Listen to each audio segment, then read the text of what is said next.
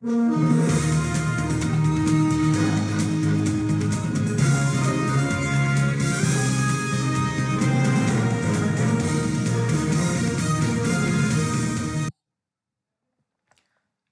મિત્રો, હું જિગ્નેશ ગઢિયા યુવા ઉપનિષદ ફાઉન્ડેશનની યુટ્યુબ ચેનલમાં આપનું હાર્દિક સ્વાગત કરું છું. આજે આપણે જોવાના છીએ ટુડેઝ કરંટ ક્વિઝ. આજે તારીખ છે 10 મે 2020. મિત્રો, આ યુટ્યુબ ચેનલ અંતર્ગત આપણે UPSC, GPSC, PI, PSI, constable, તલાટી, બેન્કિંગ, રેલવે એ દરેક પ્રકારની એક્ઝામિનેશન છે એની પ્રિપરેશન માટેના વિડીયો લેક્ચર આપણે મૂકતા હોઈએ છીએ. તો જે મિત્રોએ હજી સુધી આપણી આ યુટ્યુબ ચેનલ સબસ્ક્રાઇબ ના કરી હોય તો એ ફટાફટ સબસ્ક્રાઇબ કરી લે. તો આજનો પ્રથમ પ્રશ્ન જોઈએ. આજનો પ્રથમ પ્રશ્ન છે કે વિશ્વ પ્રવાસી પક્ષી દિવસ 2020ની થીમ જણાવો.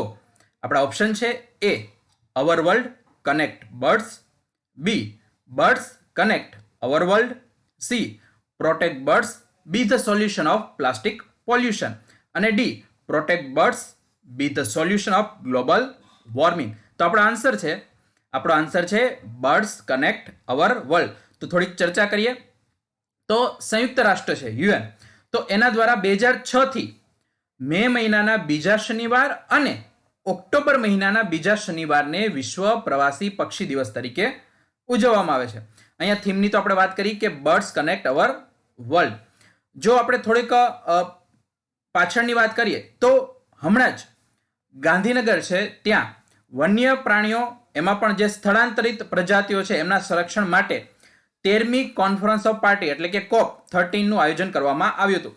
આ COP13 છે એમાં માસ્કોટ તરીકે જે આપણો ગ્રેટ ઇન્ડિયન બસ્ટર્ડ, જેને આપણે ઘોરાડ પક્ષી પણ કહીએ છીએ, તો એને મેસ્કોટ તરીકે જાહેર કરવામાં આવ્યું હતું અને તેનું નામ રાખવામાં આવ્યું હતું ગીબી. તો આવા પ્રકારના પ્રશ્ન છે એ પણ તમને એક્ઝામિનેશનમાં પૂછી શકે છે.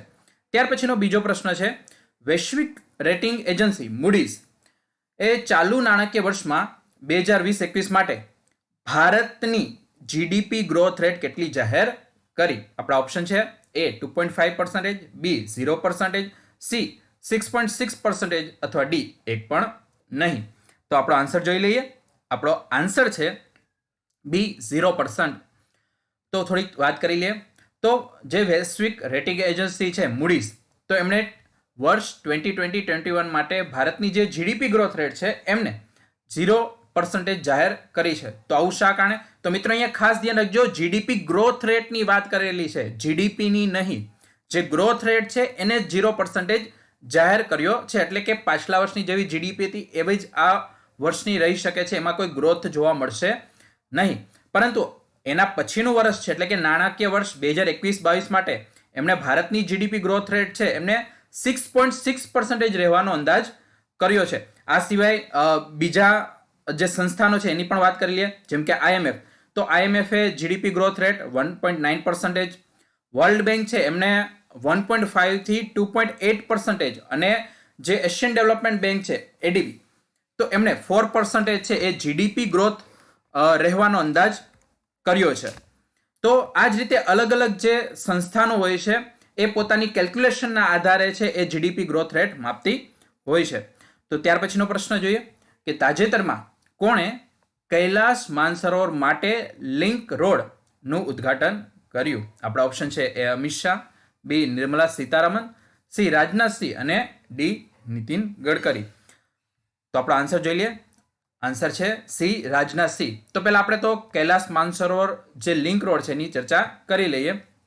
તો તાજેતરમાં જ આપણા જે રક્ષામંત્રી છે એમણે વિડીયો કોન્ફરન્સના માધ્યમથી આ લિંક રોડ છે એનું ઉદ્ઘાટન કર્યું હતું.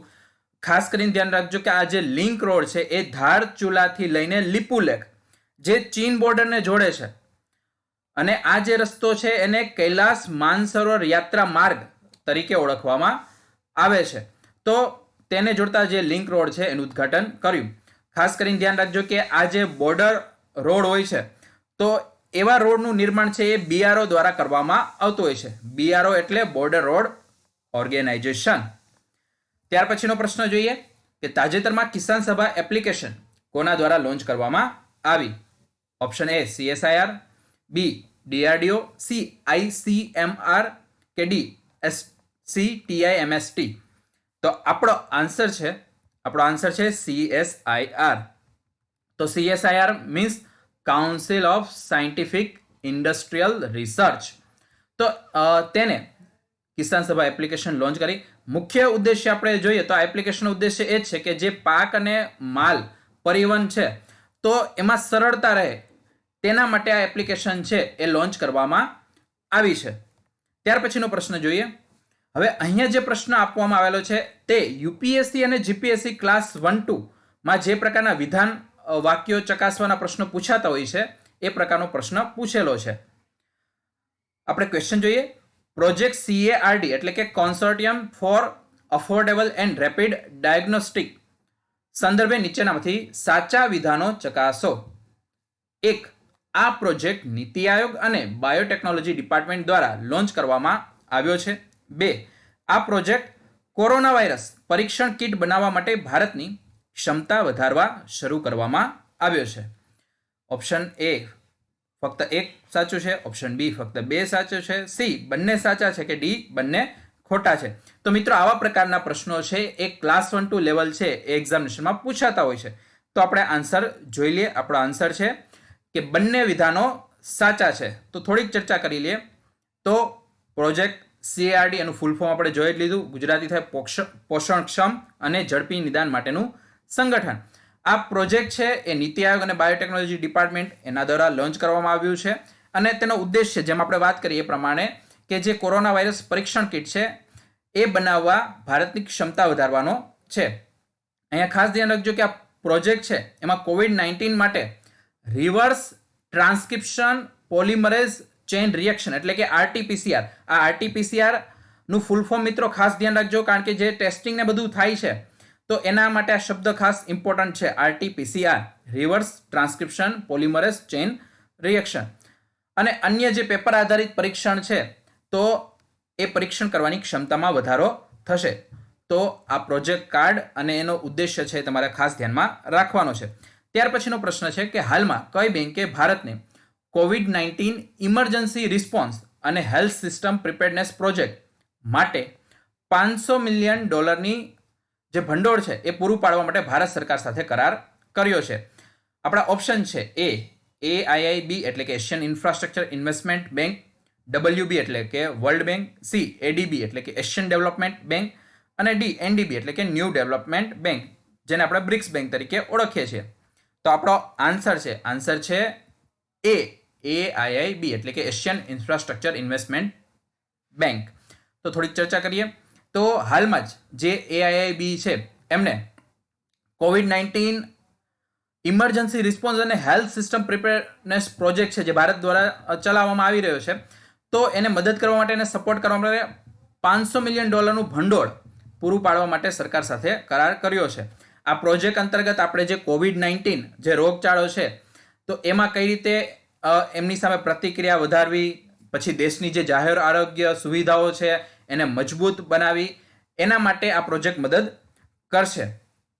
AIB માટે વાત કરીએ તો AIB દ્વારા આરોગ્ય ક્ષેત્રમાં ભારતને આ પ્રથમ વખત સપોર્ટ આપવામાં આવી રહ્યો છે અને આની અંતર્ગત ભારતભરના તમામ રાજ્યો અને કેન્દ્રશાસિત પ્રદેશોને આવરી લેવામાં આવશે.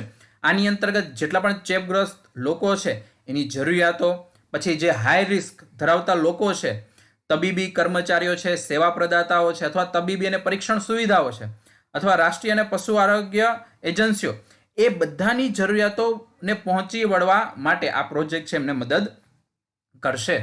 અહીંયા થોડીક AIBની વાત કરી લઈએ તો AIB છે એનું વડું મથક બેઇજિંગ ચીન ખાતે આવેલું છે.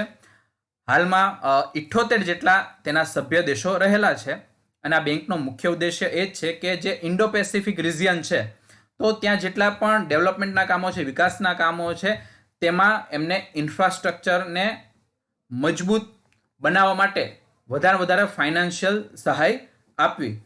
તો આ એનો મુખ્ય ઉદ્દેશ રહેલો છે. ત્યાર પછીનો પ્રશ્ન જોઈએ કે હાલમાં કયા દેશે મોનોક્લોનલ એન્ટીબોડીઝને સૌ પ્રથમ અલગ પાડ્યા? આપણા ઓપ્શન છે A America, B Israel, C ચીન અને D ભારત. તો આન્સર જોઈ લઈએ. આન્સર છે B ઇઝરાયલ. થોડીક ચર્ચા કરી લઈએ. તો જે આ મોનોક્લોનલ ન્યુટ્રાઇઝિંગ એન્ટીબોડીઝ છે એ સૌ પ્રથમ વખત ઇઝરાયલ દેશ દ્વારા વિકસાવવામાં આવ્યા હતા. અહીંયા ખાસ ધ્યાન રાખજો કે અત્યાર સુધી પોલીક્લોનલ એટલે કે બહુકોણીય એન્ટીબોડીઝની શોધ કરવામાં આવેલી છે. ઇઝરાયલ એવું પ્રથમ કન્ટ્રી છે કે જેમને મોનોક્લોનલ એન્ટીબોડીઝ છે એની શોધ કરી છે. તો પહેલા તો મોનોક્લોનલ અને પોલીક્લોનલ એન્ટીબોડીઝ શું છે એની ચર્ચા કરી લઈએ. તો મોનોક્લોનલ એન્ટીબોડીઝની વાત કરીએ તો જે એન્ટીબોડીઝ એક જ પુનઃપ્રાપ્ત કોષમાંથી મળે છે, એટલે કે જે રિકવરી સેલ હોય છે એમાંથી મળે છે, તો તેમને મોનોક્લોનલ એન્ટીબોડીઝ કહેવામાં આવે. અને બીજી તરફ જોઈએ તો જે બહુવિધ એટલે કે મલ્ટિપલ કોષોમાંથી રિકવર થાય છે એટલે કે પુનઃપ્રાપ્ત થાય છે, તો તેઓને પોલીક્લોનલ એન્ટીબોડીઝ કહેવામાં આવે છે. અને ઇઝરાયલ છે એમને મોનોક્લોનલ એન્ટીબોડીઝ છે સૌપ્રથમ વિકસાવ્યા હતા. તો ભારતની પણ વાત કરી લઈએ કે ભારતમાં જે CSIR એટલે કે council scientific and industrial research છે, તો એની અંતર્ગત NMITLI એટલે કે new millennium Indian technology leadership initiative, તો તેની અંતર્ગત માનવ મોનોક્લોનલ એન્ટીબોડીઝ છે એ વિકસાવવા માટે અત્યારે પ્રયત્નો શરૂ થઈ ગયા છે. એટલે ભારત પણ અત્યારે મોનોક્લોનલ એન્ટીબોડીઝ છે વિકસાવવા માટે આગળ વધી રહ્યું છે. આ એન્ટીબોડીઝ છે એ દર્દીઓની અંતર્ગત જે COVID-19 એટલે કે જે SARS-CoV-19 જે વાયરસ છે, તો એને નિષ્ક્રિય કરવામાં ખૂબ જ મદદ કરશે. ત્યાર પછીનો પ્રશ્ન જોઈ લઈએ કે દેશમાં COVID-19 ટેસ્ટિંગનો રેશિયો વધારવાના હેતુ ICMRની 200 લેબ સુધી ટેસ્ટિંગ કિટ પહોંચાડવા કોની સાથે કરાર કરવામાં આવ્યા છે? આપણા ઓપ્શન છે A ભારતીય post, B Amazon, C DRDO કે D એમ્સ. તો આપણો આન્સર છે A ભારતીય પોસ્ટ. તો હાલમાં જ ICMR છે તો એમણે દેશમાં દરરોજ 1 લાખ COVID-19 ટેસ્ટ કરવાનું સૂચન આપ્યું છે અને એના હેતુથી 200 લેબ સુધી ટેસ્ટિંગ કિટ પહોંચાડવા માટે જે ભારતીય પોસ્ટ છે, ઇન્ડિયન પોસ્ટ છે એની સાથે કરાર કરવામાં આવ્યા છે. ભારતીય પોસ્ટની વાત કરીએ તો દેશમાં 1,50,000 જેટલી પોસ્ટ ઓફિસ છે એનું નેટવર્ક રહેલું છે અને તેના જ કારણે તે દેશના ખૂણે ખૂણે સુધી આ ટેસ્ટિંગ કિટ પહોંચાડી શકે છે અને અંતરિયાળ વિસ્તારો સુધી પણ ટેસ્ટિંગ કિટ પહોંચાડી શકે છે. આ ટેસ્ટિંગ કિટ છે એ જે ડ્રાય આઈસ એટલે કે જે સૂકો બરફ છે એના પેકિંગ સાથે તેને ડિલિવર કરવામાં આવશે, કારણ કે જે સૂકો બરફ છે એ સામાન્ય બરફ કરતાં પણ નીચું તાપમાન છે જાળવી રાખે છે. સૂકા બરફની વાત કરીએ તો સૂકો બરફ છે કાર્બન ડાયોક્સાઇડનું ઘન સ્વરૂપ હોય છે. ત્યાર પછીની વાત કરીએ કે તાજેતરમાં કોઓપરેટિવ બેંક માટેનો જે સારફેસી એક્ટ ચર્ચામાં છે, તો તે સંદર્ભે ભારતની કોઓપરેટિવ બેંક માટે કયું વિધાન સાચું છે? મિત્રો, જે સારફેસી એક્ટની ચર્ચા આપણે અગાઉના વિડીયો લેક્ચરમાં કરી ચૂક્યા છે, તો જેમને જે સારફેસી એક્ટ વિશે ખ્યાલ ન હોય તો અમારો અગાઉનો વિડીયો જોઈ શકે છે. તો અહીંયા વિધાન આપેલા છે 1. સહકારી બેંકના ગ્રાહકો પણ તેના માલિકો છે. 2. તેઓ RBIના કાર્યક્ષેત્ર હેઠળ આવે છે. તો ઓપ્શન આપેલા છે A ફક્ત 1, ઓપ્શન B ફક્ત 2, C બંને સાચા અને D બંને ખોટા. તો આપણો આન્સર છે બંને સાચા છે, એટલે બંને વિધાન સાચા રહેલા છે. થોડીક ચર્ચા કરી લઈએ કે ભારતમાં જે સહકારી બેંકો છે એવી નાણાકીય સંસ્થાઓ છે કે જે સહકારી ધોરણે સ્થાપિત કરવામાં આવે છે અને તેના ગ્રાહકો તેના માલિકો હોય છે. તો અહીંયા એનો મુખ્ય હેતુ જોઈએ તો જે ગ્રામીણ ક્ષેત્રના લોકો છે તો એ પોતાની નાણાકીય બચત અથવા એમનું જે પણ રોકાણ છે તો એ આ રીતે એક ઇન્સ્ટિટ્યુશનલાઇઝ એટલે કે સંસ્થાગત રીતે રોકાણ કરે એને પ્રોત્સાહન કરવા માટે સહકારી બેંકોની સ્થાપના કરવામાં આવે છે. ભારતમાં જો પ્રથમ સહકારી બેંકની વાત કરીએ તો જે કોઓપરેટિવ બેંક છે એની સ્થાપના વડોદરા ખાતે 1889માં કરવામાં આવી હતી અને ભારતની જે તમામ બેંકો છે એ RBIના કાર્યક્ષેત્ર હેઠળ આવે છે. ત્યાર પછીનો આપણો આજનો અંતિમ પ્રશ્ન જોઈએ. આજનો અંતિમ પ્રશ્ન છે કે તાજેતરમાં કૃષિ અને ખેડૂત કલ્યાણ મંત્રાલય દ્વારા ક્યાં જાગૃતિ અભિયાનની હાકલ કરવામાં આવી છે કે જેના દ્વારા એકીકૃત જમીનના પોષક તત્વના સંચાલન માટે જાગૃતિ અભિયાન હાથ ધરવામાં આવ્યું છે. તો અહીંયા જાગૃતિ અભિયાનની વાત છે. આપણા ઓપ્શન છે A mission mode, B mission Kalyan, C mission organic અને D મિશન બિયારણ. તો આપણો આન્સર છે A મિશન મોડ. તો થોડીક ચર્ચા કરી લઈએ મિત્રો. અહીંયા જો આપણે વાત કરીએ તો કૃષિ અને ખેડૂત કલ્યાણ મંત્રાલય છે એમણે બાયો અને ઓર્ગેનિક ખાતર એમનો જે વધતો ઉપયોગ અને જે રાસાયણિક ખાતરનો ઓછામાં ઓછો ઉપયોગ થાય એના માટે મિશન મોડ અભિયાનની હાકલ કરી છે. તેનો મુખ્ય ઉદ્દેશ્ય એ જ છે કે 2020-21 દરમિયાન દેશના જે તમામ જિલ્લાઓ છે અને 1 લાખથી પણ વધારે ગામડાઓ છે એમાં ખેડૂતો ઓર્ગેનિક ખાતર એના ઉપયોગ સંદર્ભે છે વધારેમાં વધારે જાગૃત થાય. તો ઓર્ગેનિક ખાતર એનો ઉપયોગ વધારે થાય એના માટે જાગૃત કરવા માટે આ મિશન મોડ અભિયાન ચલાવવામાં આવી રહ્યું છે. તો મિત્રો આજનો આપણે દિન વિશેષ જોઈ લઈએ. આજની તારીખ છે 10 મે. તો 10 મે 2020ના રોજ આપણે માતૃ દિવસ એટલે કે હેપી મધર્સ ડે ઉજવીએ છીએ. આમ જોવા જઈએ તો દર વર્ષે જે મે માસ છે એના બીજા રવિવારે ભારત સહિત વિશ્વના અનેક દેશો છે માતૃ દિવસની ઉજવણી કરતા હોય છે. આ દિવસ ઉજવવાની શરૂઆતની વાત કરીએ તો 1908માં અન્ના જાર્વિસ નામની મહિલા દ્વારા તેની શરૂઆત કરવામાં આવી હતી. આ માતૃ દિવસ આપણે શા માટે ઉજવીએ છીએ? તો એ તો વાત સિમ્પલ જ છે કે જે વિશ્વની દરેક માતાઓએ જે ત્યાગ આપ્યું છે, બલિદાન આપ્યું છે, તો એને સન્માનિત કરવા માટે છે એ આપણે આ દિવસ ઉજવીએ છીએ. 2020માં જે 10 મે છે એના રોજ માતૃ દિવસ મનાવવામાં આવી રહ્યો છે. એક કહેવત છે ને કે જનનીની જોડ સખી નહીં જળે રે લોલ. તો આપણે જ્યારે સૃષ્ટિમાં આવીએ છીએ તો સૃષ્ટિમાં સૌ પ્રથમ આપણો જે સંબંધ છે એ મા સાથે જ જોડાતો હોય છે. એટલે એમના જે ઋણ છે એને ચૂકવવાનો અથવા એમને યાદ કરવાનો આ દિવસ આપણે ગણી શકીએ. આ જ રીતે પિતા માટે આપણે વાત કરીએ તો પિતૃ દિવસ છે એટલે કે ફાધર્સ ડે છે એ 21 જૂનના રોજ ઉજવવામાં આવે છે. તો મિત્રો આજની થોટ્સ જોઈ લે. Thought of the day: you can never cross the ocean unless you have the courage to lose sight of the shore.